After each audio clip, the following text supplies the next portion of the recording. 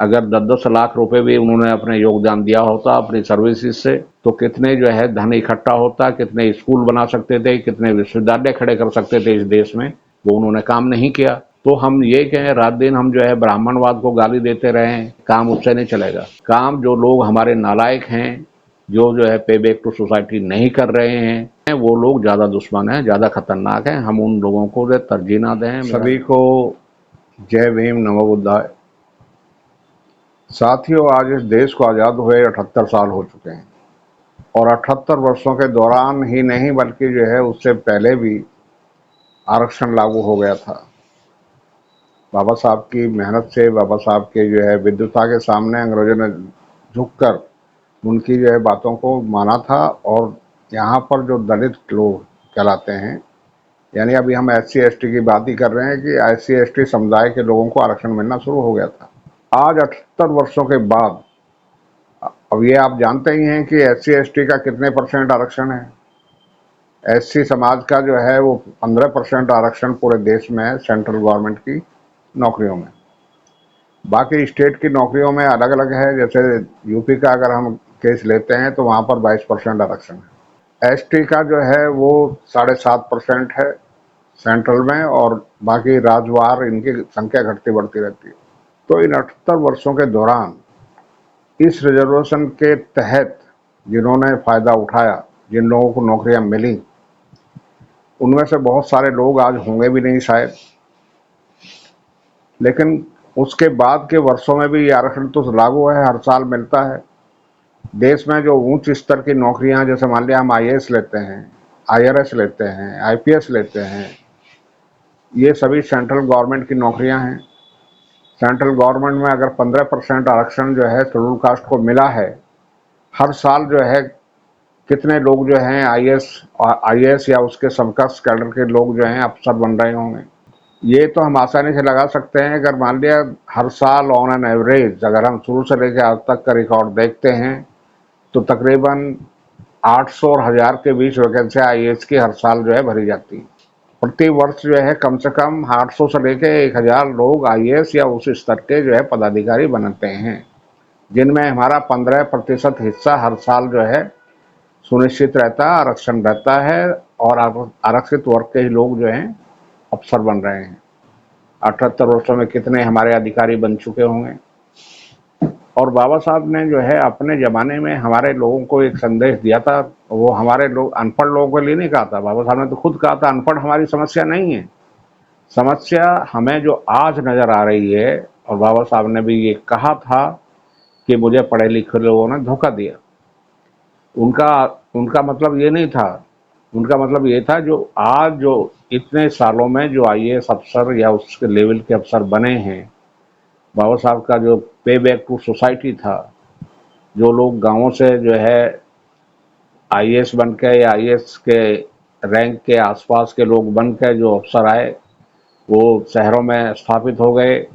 लेकिन सवाल अब उस बात का नहीं है। उन्होंने कहा था पे बैक टू सोसाइटी, यानी हम समाज को क्या दे रहे हैं, हम जहाँ जिस समाज से आए हैं उस समाज को हम क्या लौटा रहे हैं, इसके बारे में हमारे पढ़े लिखे लोगों ने कभी विचार नहीं किया।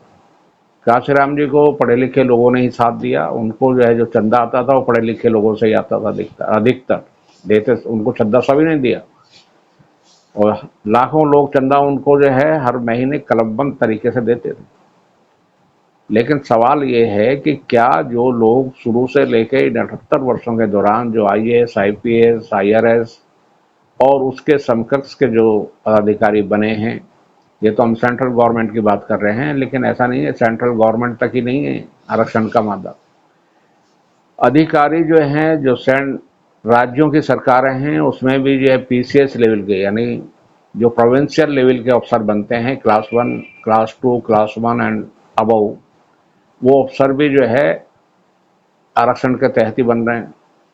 अगर हम पूरे देश का आकलन करें तो आपको लगेगा कि हर साल जो है कम से कम 10,000 से भी ज़्यादा IAS, IPS, PCS और उसके इक्विवेलेंट लेवल के लोग जो हैं सरकारी दफ्तरों में बैठ रहे हैं अफसर बन के।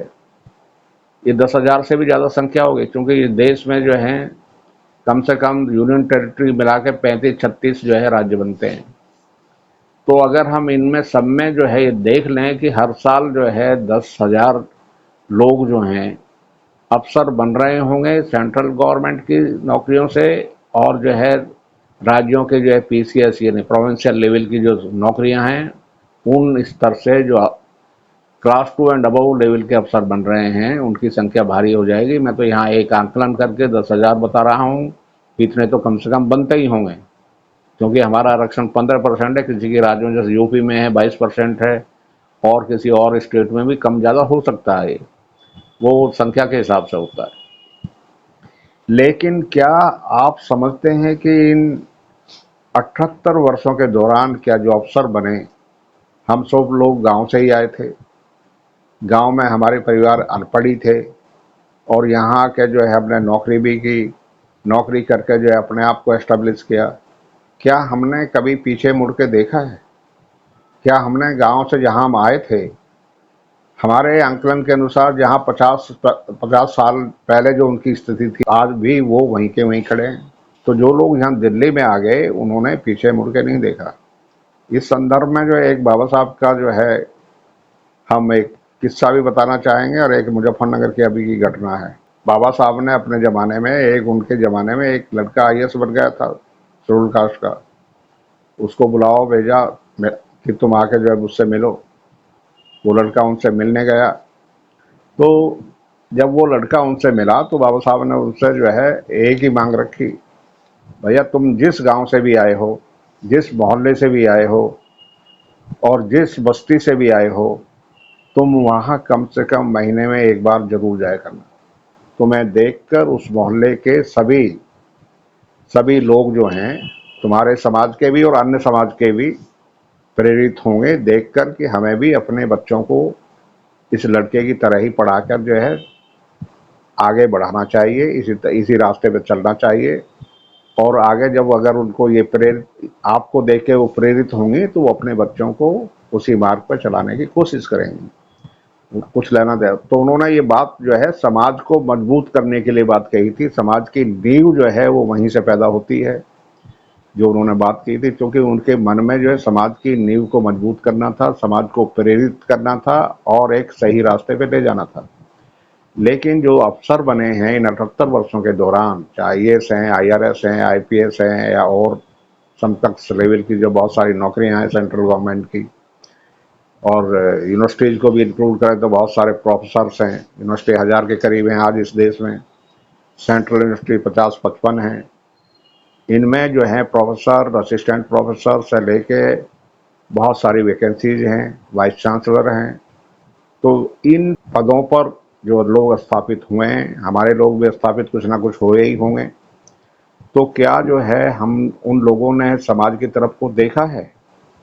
क्या उन्होंने कभी पीछे जो है जाकर देखा कि हम जहां स्थिति को 50 साल पहले छोड़ के आए थे क्या वहां सुधार है, या वो वहीं के वहीं खड़े हैं? तो ये जिम्मेदारी जो है इन लोगों की बनती थी।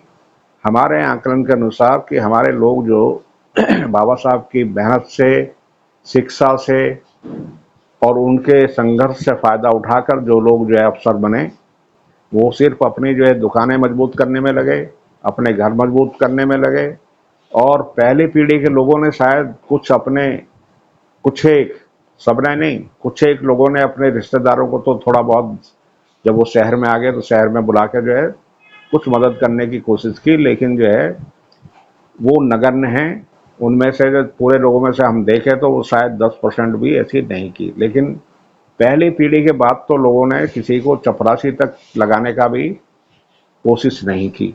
समाज में जो अफसर बने हैं इनको ठीक होना सबसे ज़्यादा ज़रूरी है, क्योंकि ये बाबा साहब की मेहनत का सबसे ज़्यादा फायदा उठा रहे हैं। ये अनपढ़ लोग उतना फायदा नहीं उठा रहे हैं। वो तो आज भी मेहनत कर रहा, जब भी मेहनत कर रहा था, वो जब भी फावड़ा हाथ के हाथ में था, आज भी उनके हाथ में फावड़ा ही है। आज इस देश में जो शिक्षा कमजोर हो रही है, स्वास्थ्य समस्याएं सबके सामने खड़ी हैं, और बहुत सारी अन्य समस्याएं भी हैं। तो ये जो 78 वर्षों के दौरान जितने आईएएस, आईपीएस, पीसीएस इस तरह के लेवल के लोग बने हैं, हम स्टेट गवर्नमेंट की भी सर्विसेज को गिन रहे हैं, तो ये जो हर साल जो है दसियों हजार लोग या इससे भी अधिक जो है अफसर बनकर निकल रहे हैं, उनकी क्या ड्यूटी है, क्या वो योगदान दे रहे हैं इसमें? नहीं लगता हमें वो कुछ योगदान दे रहे हैं। वो सिर्फ जो है अपने ही आप को आगे बढ़ाने में लगे हैं। इनमें से कुछ एक तो जो है अपने आप को आगे बढ़ाने के बजाय जो है वो जिनको स्वर्ण समाज कहते हैं, जो SC ST का हमेशा दुश्मन रहा, जिसने इनको अपने हक नहीं देने दिए, वो अधिकतर उनमें ही शादियां करने लगे हैं। तो उससे फायदा किसको हो रहा? उससे उन्हीं को फायदा हो रहा अगर वो वैश्य समाज के लोग हैं। तो हमारा एक पढ़ा लिखा लड़का या लड़की जो है वैश्यों के पास जा रही है, या जो है दूसरे जो है ब्राह्मणों के पास जा रही है, और वो उसके द्वारा जो है, क्योंकि जो है ये सभी जानते हैं, क्योंकि हमारे पास विरासत में हमको कोई धन नहीं मिला है, लेकिन बच्चे ही हमारा धन जो है बच्चे ही होते हैं। अगर वो जो है ठीक से पढ़ लिख जाएं और आगे बढ़े तो वही धन है हमारा धन, यानी SC ST का वही धन होता है।